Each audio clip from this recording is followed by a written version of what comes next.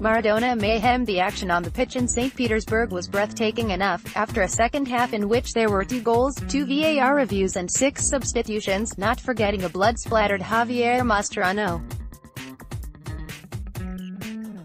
But Argentinian legend Diego Maradona provided an unmissable sideshow with his antics in the stands, living every agony and ecstasy of the game, celebrating the first goal, appearing to nod off after that, then despairing after the Nigerians equalised. However, his response to Marcos Rojo's late goal, which sealed Argentina's progress through to the second round, was somewhat over the top as he appeared to make offensive gestures in no particular direction at all.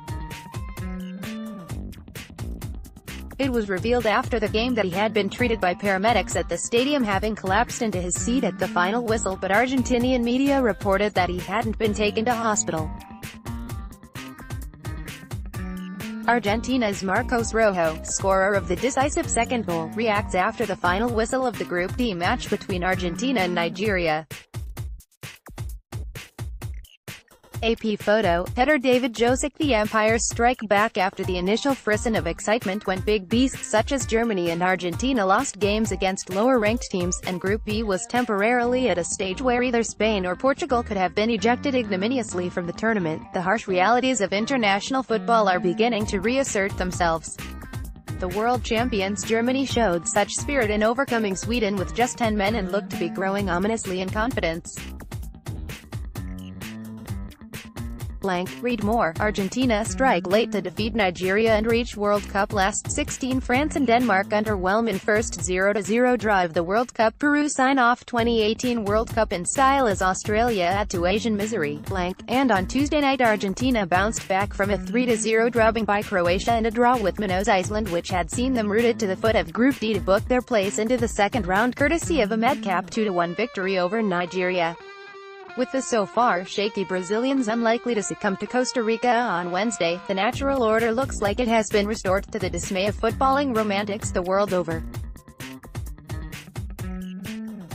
Olivier Giroud of France left the field after a challenge and the Danes held up play to allow him to return to action. Matthias Hengst. Getty Images. Echoes of 1982. Did we view this tournament's version of the disgrace of Gijón?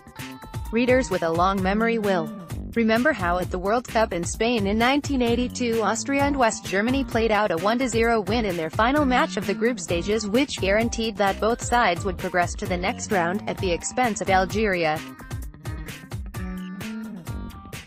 It wasn't quite as dramatic, but the drab scoreless draw, the first of the tournament, between Denmark and France in Group C similarly meant that the pair of European teams would go into the round of 16 regardless of the result between Australia and Peru going on at the same time in Sochi. As was, the South Americans' 2-0 win meant Australia were never in a position to challenge for second spot, but the 0-0 in Moscow's Luzhniki Stadium ensured that even had the Socceroos won, they would have been a point behind the Danes. The second half of the France-Denmark game saw neither side make any discernible effort, and at one stage a French player hobbled off the pitch injured and his Danish counterpart stood with the ball and made no effort to play it until he returned to the field of play. Read this. The New York Times has resurrected the age-old British pastime of spot the ball. Watch this. A fan sparks up his cigarette in an unconventional fashion.